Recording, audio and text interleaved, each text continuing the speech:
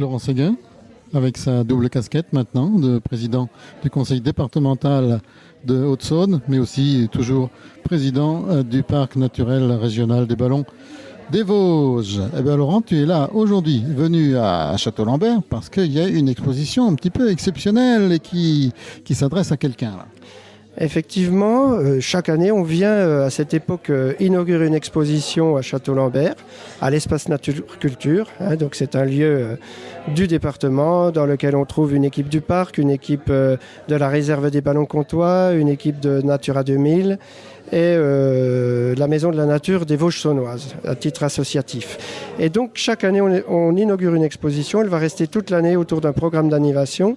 Cette année, c'est une exposition assez exceptionnelle qui nous a été mise à disposition par l'association Laurine et qui parle du lynx boréal, c'est-à-dire le lynx qui occupe une partie de notre territoire et en tout cas qui est présent dans les forêts du massif des Vosges.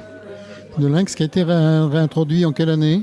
Alors le lynx, il y a eu des tentatives de réintroduction dans les années 80-90. Les individus relâchés à l'époque ont été victimes d'accidents routiers, ont été victimes aussi de braconnage, parce que la communication sur ce qu'est l'espèce, sur ce qu'elle n'est pas aussi, ça véhiculait encore des peurs. Et donc, et on peut le dire, il y a eu du braconnage. Donc sur les individus relâchés à cette époque, aucun n'a survécu. Et de toute façon, aujourd'hui, ils seraient morts de vieillesse. Par contre, il y a des populations naturelles qui arrivent dans le massif des Vosges par deux biais. D'un côté, par le massif du Palatinat, au nord des Vosges du Nord, donc d'Allemagne, qui arrive jusqu'à nous, parce qu'un lynx peut faire un long voyage pour trouver un territoire qui lui convient, et aussi une population qui arrive de la Suisse et du Jura. Dans le Jura, on pense qu'il y a environ 200 lynx, alors que dans le massif des Vosges, il y en a une bonne dizaine. Voilà, donc des populations qui arrivent naturellement et qui ont trouvé des territoires à leur convenance. Parce que le lynx, effectivement, n'a pas toujours été le bienvenu. Le lynx, à une époque, a été persécuté, il était piégé, on le chassait aussi pour sa fourrure. Et puis, il y avait des mythes et des légendes autour du lynx qui faisaient qu'il n'avait pas une bonne réputation.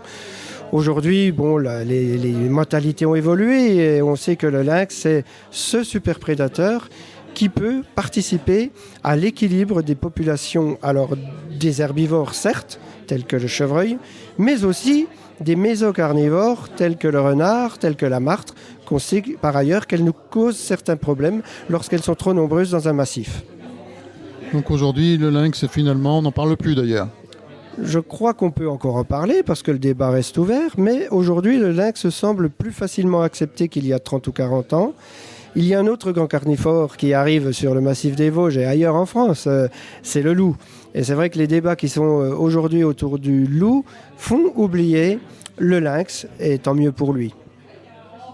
Le loup, là, ça semble plus problématique. En tous les cas, les batailles, je dirais presque, sont plus fortes. Alors le loup, bien sûr, c'est pas le même prédateur. Le fait qu'il vive en meute alors que le lynx, lui, vit de façon très solitaire. Et le loup, parlons-en dans la mythologie, dans le conscient des gens, c'est le chaperon rouge. C'est encore une autre... Il y a vraiment de la communication à faire pour faire accepter cette espèce comme l'est le lynx aujourd'hui. Il y a aussi le fait que le loup, par rapport aux pratiques agricoles qui ont évolué dans le temps, le pastoralisme autrefois c'était avec un gardien, un berger. Aujourd'hui, les moutons dans les pâtures, il n'y a plus là, forcément l'argent pour mettre un berger. Il y a d'autres solutions qui sont étudiées avec les patous, avec toute une série de mesures pour faire accepter aussi le loup.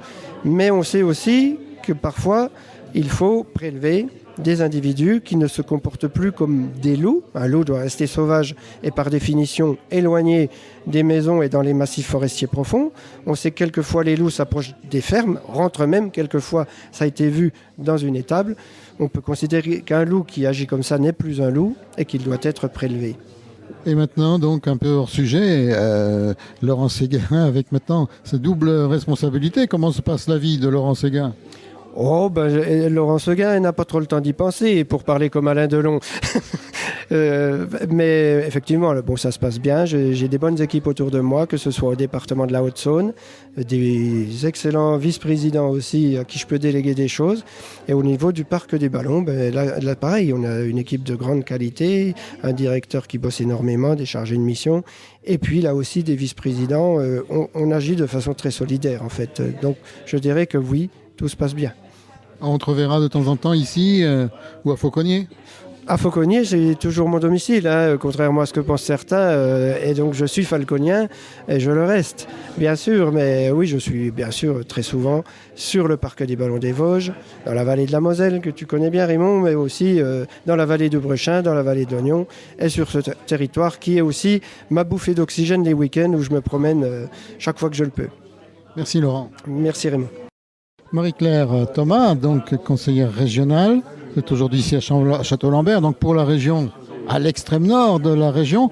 On vous y voit quand même de temps en temps, et notamment ici à Château-Lambert, parce que c'est un site un petit peu particulier, tout de même assez extraordinaire. Oui, qu'il y ait une maison de la nature, un lieu pareil, un lieu d'éducation pour les enfants, pour ceux qui veulent découvrir la nature. Je pense que c'est déjà extraordinaire et important, je l'ai dit, c'est essentiel. C'est comme ça qu'on arrivera à faire comprendre et à expliquer à quel point nous faisons partie du vivant et que c'est une chaîne qui doit continuer et qui doit tous nous lier. Une exposition sur le lynx pour l'été, le lynx qui n'a pas toujours été trop bien accepté d'ailleurs.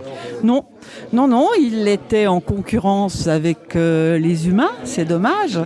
C'est dommage parce qu'on en voit pourtant tous les bienfaits. À chaque fois qu'il y a la réintroduction d'une espèce qui est prédatrice, on voit toute la chaîne derrière, toute la cascade trophique qui arrive et qui permet la renaturation des espaces, la renaturation des rivières et même le renouveau des sédiments. Et tout ça, ça nous permet, après, nous, de boire de l'eau claire, d'avoir une forêt qui est un espace de vie et non pas un musée.